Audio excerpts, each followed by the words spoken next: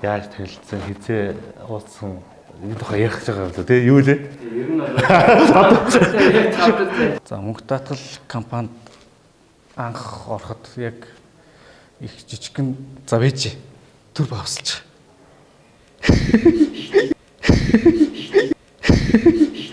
гарыг минь ганцхан хөлийг минь дөрөнд хүргэсэн.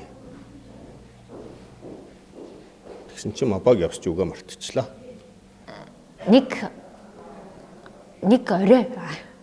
Яа юу вэ энэ хэсгийн таслаар 2023 оныхаа shit бид хэд одоо даас ерөөсөө болохгүй байна. аль нэг баригч өрөөнөөс нэг Джеймс хайртай. 3 татчихад яриад.